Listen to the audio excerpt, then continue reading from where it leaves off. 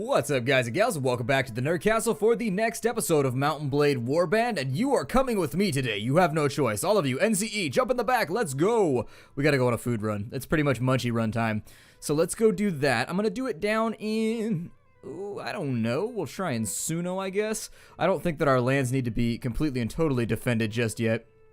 Simply based on the fact that we've just about repelled everybody of interest that could possibly and feasibly knock over our stuff. And I don't like my stuff knocked over. When I lean it up against the wall, I leave it there for a reason, cat. But anyways, I was talking to my cat kind of sideways. He's looking at me while I'm recording this right now. And so I wanted to make a point, while at the same time, just kind of expanding the parameters and just letting the cat know he's on notice. He hasn't snuck by me. Nothing sneaks by me, kitty. You are on no... Oh, man, Radagir. Damn it. Well, let's go back and help out with Radagir then, because we aren't going to have much of an option. They may actually get their siege ladders up and ready to go before we get there. And my goal is going to be... God...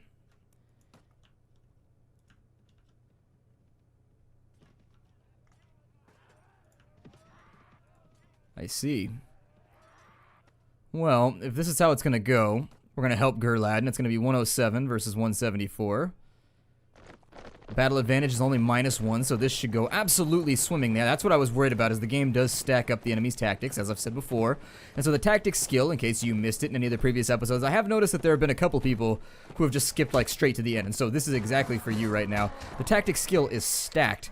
And what it does is the tactics skill allows you to start with more men than the enemy gets to start with.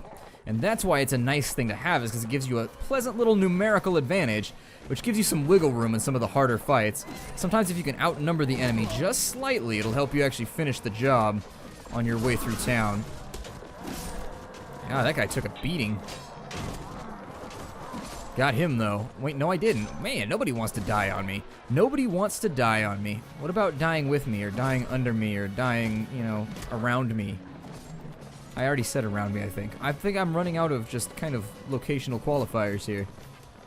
Ooh, and I missed him. Ooh! That was a couching that almost happened.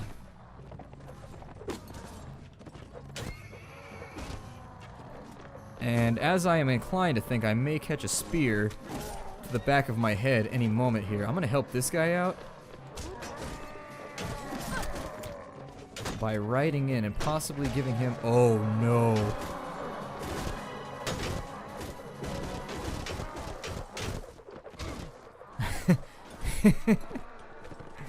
For once I was at a loss for words on how terrible something could be. This is going to be a fight in which we pretty much take every single member of their court hostage if we allow ourselves a win, unless the game does a cheaty McCheaterson deal, or at least unless it rolls the dice properly, I guess. I don't know what dictates whether or not you capture somebody. I've heard all kinds of urban legends about it, but nothing that's actually been verified via viewing the code or anything. I should probably have somebody take a look at the actual code that handles... I don't want to ride up here anymore. Every time I ride up here, they spawn a giant blob of troops. Was that an artifact? What the hell? Graphics card, if you die on me right now, I'm going to be very, very miserable. I'm going to be like, graphics card, this is why we can't be on good speaking terms. All I did is I invited you to my home, and then I forced you to run at like 500% of operation spec. I don't think that's too much to ask of you.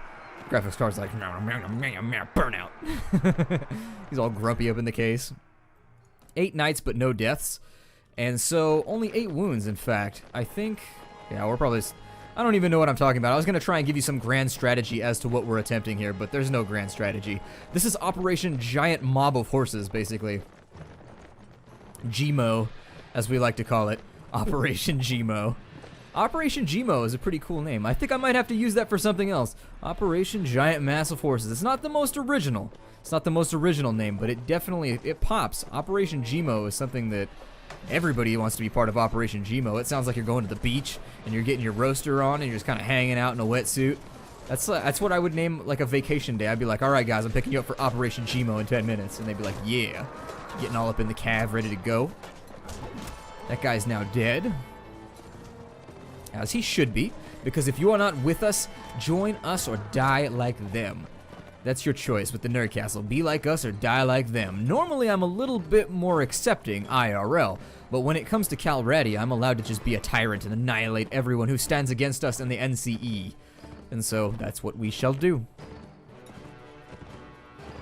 Are we all tapped out here? Is this all good to go? And there it is. I see the first man thrusting.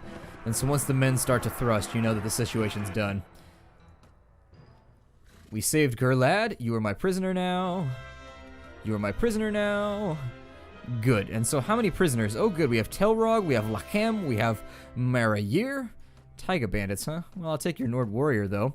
And I will also take all of this super nice gear that we can sell off elsewhere. And I didn't get to make my purchases with regards to food. I'm so disappointed right now. I wanted to go all the way down. And so what else is happening here? I see a bunch of armies and things happening.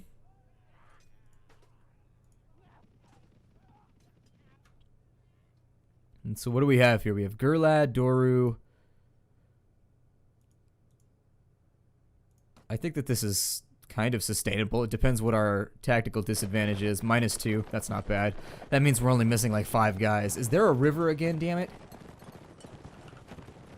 I hate that river so much. And so what we're going to do is we're going to line up over here, and we're just going to wait for them to cross the river first. And I think I'm just going to ride in circles or something until they get done. Give the horse a nice little warm-up, because right now with regards to how he's feeling, just if you wanted to think about it on Total War terms, we're all feeling fresh. We're feeling very, very fresh, as though we have bathed with Irish Spring. Just don't get that in your don't get that in your goodie bits. I talked about that in a previous episode, but seriously, that soap is like murder on the genitalia. Are they already across the river? Well, forget it then. Go murder them. Make them die. Make them die in massive bleeding fashion. Make them hemorrhage. You know, I have a friend whose last name is Death Rage. That is the coolest last name ever. Like, where do you sign up to get the last name Death Rage? Like, as far as last names go, like, I feel like my last name is sort of rebellious. Like, I like my last name. I'm not going to reveal it because anybody who's been paying attention knows it already, and I'm kind of scared about, like, releasing private information on the internet because bad things happen.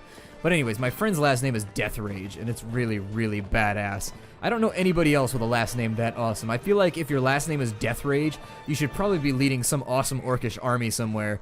It's like the same thing as having the last name Hellscream. Like, how did you earn that name would be the other part, because you know there's some kind of like linguistic truth in every last name. Like, your family earns their last name by, if your last name is Taylor, obviously you're probably a Taylor at some point, or anything like that. How do you earn the name Death Rage? Like, I feel like you were probably a menace to your society if your last name was Death Rage, because that doesn't denote kind of organized fighting. It's not a last name like Nobleman or something. Death Rage sort of denotes that you flew off the handle quite frequently and it ended in death. And you had to do it enough times to where you actually got a last name given to you as well. I feel like I'm trapped down here. This is disappointing.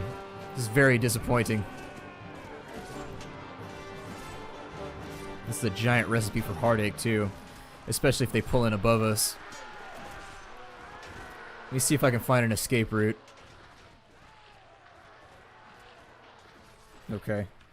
So I'm going to have everybody follow me, because we need to get out of there. And then... God. Still not going to be enough, I don't think. They really need to stop putting these sheer banks over here.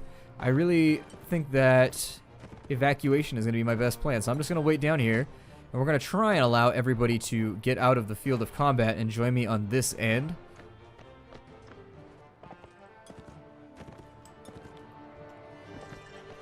But with where we are currently rocking it,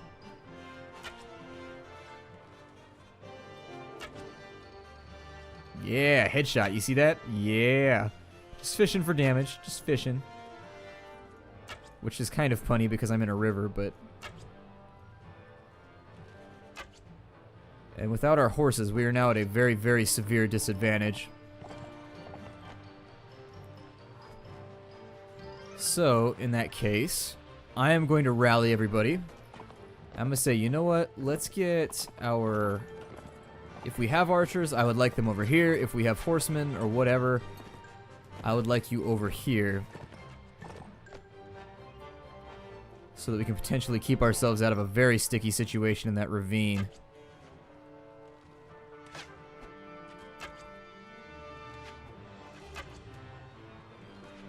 That's right, Flower Shirt Man. Just because it's Aloha Day in your world doesn't mean it's going to be better for you. Okay. And so now, I'm going to have them collapse. So that we have a nice little Zerg Ball of Doom. And once the ball of Zerging has been joined, you shall cast it under the skies, that your foes may bask in its glow. And like Katamari Damacy, it will roll over them, it will incorporate them, and they shall be sublimated into the greater mass of awesome.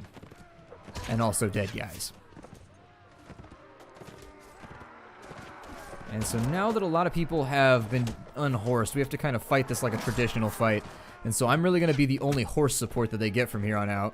I don't have enough archers to rely on the fact that archers in the backfield here are going to get killed. So I'm going to do that myself. You know the old... Oh, God! I caught that one. That was one of those ones that... Actually, I think that's going to work out okay for us, because that's going to give me all my horses back, too. So 75 versus... Oh, call them back. Hold on, let's leave for a second. We need to heal up. Now that they've been busted up, we should be able to get them away from our castle pretty shortly. It's definitely going to keep them from sieging effectively, that's for sure. And so now that we've got him on the run... Oh, he's running down Gastia right now. Okay, so their campaign has now been defeated. We are holding a number of their lords. And I think I'm going to go back to my garrison over here, and we are going to drop him off to make sure that they don't escape.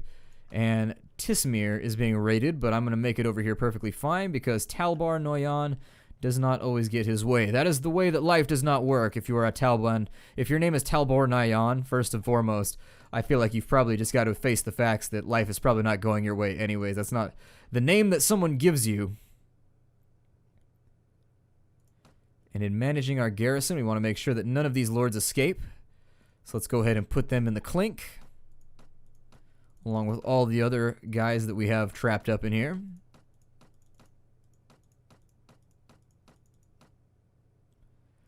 Unfortunately, the garrison here is not looking so strong. We've only got 107 men.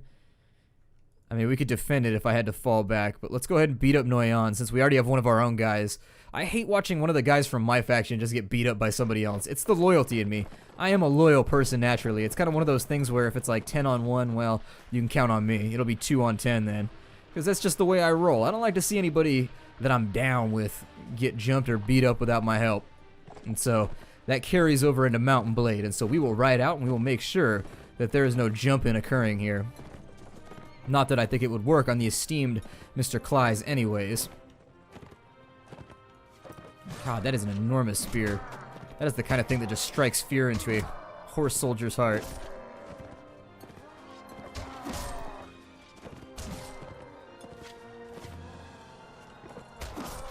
Ooh. That guy I was a little bit worried about. Tried to get the shield up right there, but I'm not sure if I managed it. It had to be close. Did I take damage right there? I can't tell. Got him in the back a little bit, but still not. It might rout him.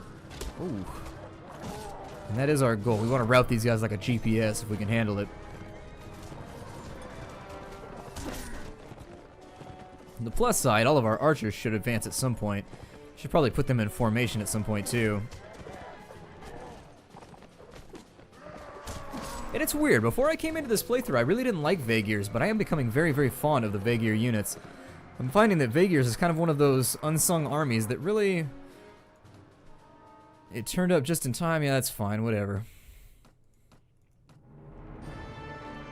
Hopefully that earns us some brownie points with yeah, it did, actually. Klargus gave us 7 points, in fact, which is really good. Go to the marketplace, check the goods vendor to see if he's restocked on anything just yet. Sell off some of the mail shirts. We do still have enough food left to last us a little while, but not enough to where I really want to depend on the fact that... I don't know why this place got so poor over a sudden. Or all of a sudden. I guess it's because we sieged it, possibly. We have enough lords now to where we can defend our territory, which is also nice. That's where I'm seeing like a big difference in what we're able to do too, is that our lords are able to band together and make kind of little Zerg blobs and things that are allowing us to stay safe. Valeshin is next, and so we shall take him out. And I apologize if this is like the sort of thing in a video you guys don't want to see. If you just want to see like sieges from here on out, I can sort of edit the videos so that all I'm doing is conquering territory and not doing any recruiting or fighting off any invasions. That will shorten the series, however, and you're going to get them a lot less frequently if I have to edit them extensively. Because it'll probably take me all day to make like one episode, you know what I mean? So that's one of the benefits. That's probably one of the reasons why I chose this format that I did when I decided to start LPing, is that I decided to not do a lot of editing because it increased the workload and made it so that I wouldn't be able to do quite as many videos a day. And from the inkling that I was getting from you guys back when I first started, it was that the NCE just really, really, really wanted tons and tons of videos, like all the content that I could put out. And so that being the case doesn't leave me a ton of time for editing.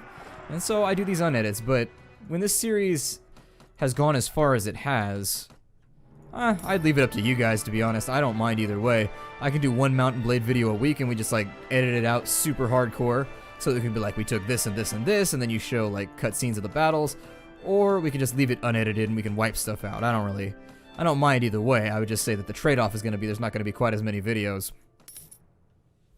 Paid money there. You've got a coat of plates. You guys had recommended that I should buy plate mail, but I've yet to see any plate mail that had 52 armor. I know that they have it. I've seen it before, so I'm not doubting you. I've seen coat of plates around that have like 50 or 60 armor, but as of yet, in our playthrough, I've not been so lucky. So now we have to hope that the campaign is pretty much over. The campaign. We've got Rice over here. Let's go ahead and beat him up. And it looks like Lara Quinn jumped in on it too. So it's going to be an even fight, 95-95. As we come over this hill, I do want to make sure that I'm not standing face to face with a river or anything unpleasant like that. It looks like that's not the case, and so I'm going to have the archers follow me. I'm going to start putting them into formation so as to ensure that they survive the combat. Although I couldn't tell you, so we're starting out with so many knights that I'm not so sure that it's even spawning in many archers anyways, which could be the reason why they're not leveling up at a rate that I would like. This looks like a peasant crusade of some sort, so nothing to worry about. I don't think we're going to take any casualties, unless somebody gets really, really lucky fishing. Sometimes you do, you never know. Sometimes you get lucky, sometimes you don't. There are a couple tier 3 troops in here that I'm seeing, but most of it's 1 and 2, which does not make for the most terrifying battle. There's like a questionnaire, like, did your soldiers show up without shoes? If yes, then you may have a noob army.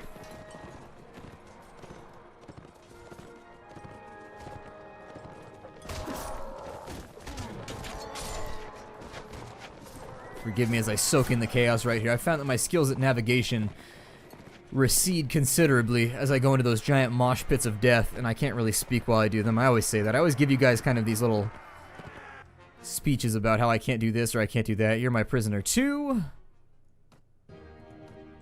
And then I'll probably check with somebody about how the campaign is going now, because we've pretty much hobbled them as hard as they can be hobbled. With 106 right here, it is interesting to think what we might be able to accomplish were we to rush this location. They've only got veteran archers, which is not so scary, but I don't have a siege army right now. A siege army is going to comprise of mostly Huskarls and sharpshooters, and so don't really have the troops that I would call the necessary holdouts. Oh, Gerladen, you got punked? That sucks, dude, because Gerladen is definitely one of my big bad homies. He's that guy that rides out with me, and if he's down, that's never good. Let's redistribute some of this XP. That gives us some marksmen. Sehr gut. We have lost some horsemen along the way, so I do think it's probably an astute gamble to go down to Tadzamesh, grab a few more Swadians, a few more Savadians. So there's 6. I think Tazdar is in the process of getting beat up right now. Oh, there's a battle taking place. Well, I'm going to wait and see who wins this one out. And then we will recruit from there too, but it's all for naught. It is all for naught. You ever get a knot, like, in a piece of cloth that you just simply cannot get out? Like, it's so tightly woven that you're just hosed? Those things drive me I really, really do despise it when that happens to me. It infuriates me. It makes me fly off the handle. God, we lost 1, 2, 3, 4 dinars. Saddening. Definitely saddening. I should probably take a look at my... I haven't looked at my weekly budget in a while. Why is Sungechi not paying rents?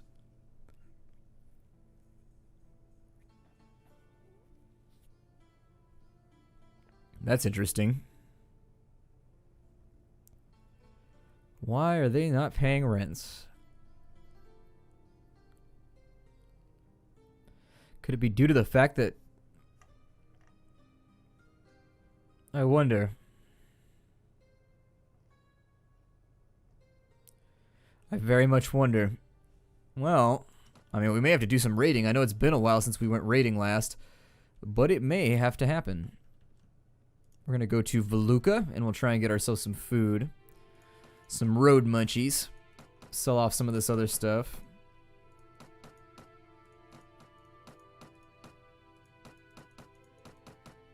And just in case you thought I didn't see it, I'm going to go get my sausages back.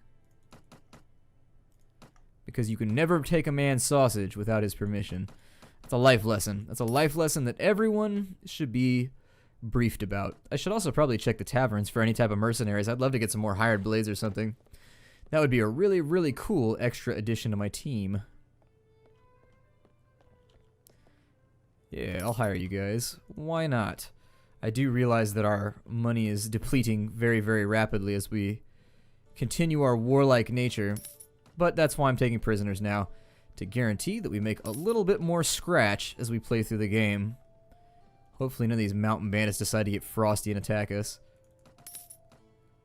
Although a lot of them might have prisoners that we could rescue. We topped up. We are topped up. Replace the horsemen that we lost, and then we'll also start giving ourselves some new guys right there. We'll turn them into mercenary swordsmen, and all will be well in the Nerd Kingdom, which is rare. It's rare that everything is going so well in the Nerd Kingdom. I will say that. We've been able to repel all of our borders, make sure that all of the enemies that come against us have been scattered like chaff before the beat grain or the beat grain stick or whatever that's called. Sambuha has been raided. Couldn't be helped, unfortunately. We are going to accept the offer of releasing a lot of these guys every single time that they offer. Running down the king might not be a terrible idea either, and seeing if we can fight with him and take him prisoner. The trick there will, of course, be fighting the king in such a fashion that he does not get a tactical advantage by the nature of like 100 Kais coming and joining his side and protecting him from us.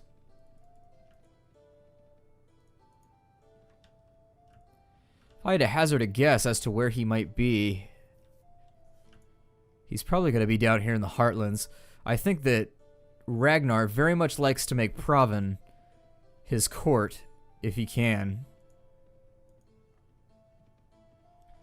I still don't see him, unfortunately. Either way, we'll hit Suno. See if there's anything swell going on around here. We do have a ransom broker. I don't know if I'm carrying around a bunch of prisoners or not. We should be able to fetch a hefty price for some of the lords that we sell back. I'm hoping to get at least 8,000 to 10,000 dinars out of it.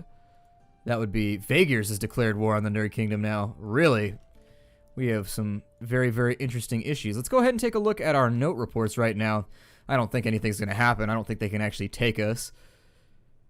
They want to regain lost territory, and the fighting may continue for some time.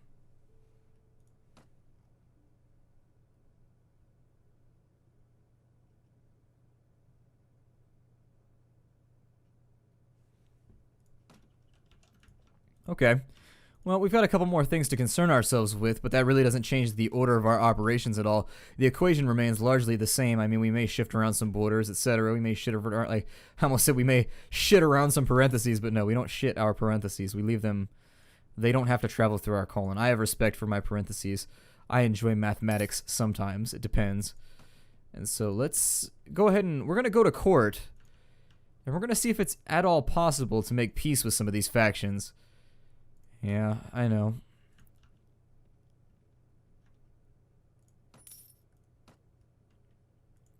And so in going to the Lord's Hall, it appears as though we managed to get ourselves, I think that's the third Lord that we've sold off, so that should be about 5 grand that we've made. With Dishavi, I would like to dispatch an emissary to the Kyrgyz, and we will send Borcha. And we'll wait for that to come back. And then once that comes back, I think we can take Vaegirs and Nords at the same time, unless like Yaraglek and the other guy both hit 2 separate locations simultaneously. That's the only way. I don't see it happening any other... Oh, you got caught, buddy. You're on the wrong side of the tracks. way on the wrong side of the tracks. You just got out of... Sometimes I wonder, oh, this is a battlefield. I've seen this. This is a battlefield that one of the bandit raids is on, actually. Where are they coming at us from? Let's pull everybody back for now until we know where we're... I want to fight in this area right here if I can help it. We don't want anything else to go wrong. Oh, they're coming up over the hill. Okay. And let's back off to make sure that they get all the way into the valley because obviously they're packing heat.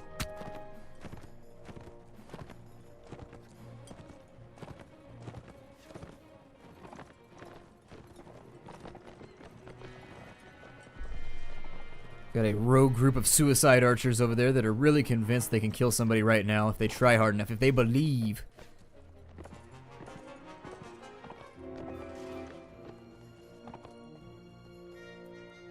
But unfortunately, I don't believe that's the case. We are going to... What? Laro Quinn charged us. Oh, he had his horse. Okay. So now we should be primed for a charge. They should be deep enough into the valley at this point to where we can score a couple kills with our horsemen before having to chase them up into the mountains.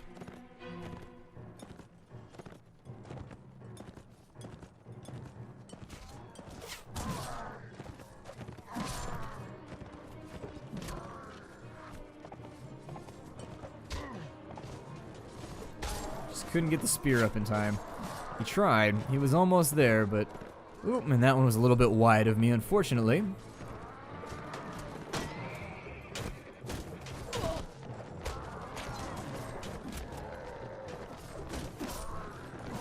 Whew, that guy got took out hardcore mode. Not a chance in hell that guy was walking away from this whole thing. Somebody went over the top, didn't they? Oh, good. We got him with a crossbowman, or an archer. That works out just fine. So I think I'm going to break the episode off here. My name is Splattercat. Thank you for joining me in the Nerd Castle for another episode of Mount and Blade Warband. I look forward to seeing you all in the next episode. Take care out there, everybody, and hi-do.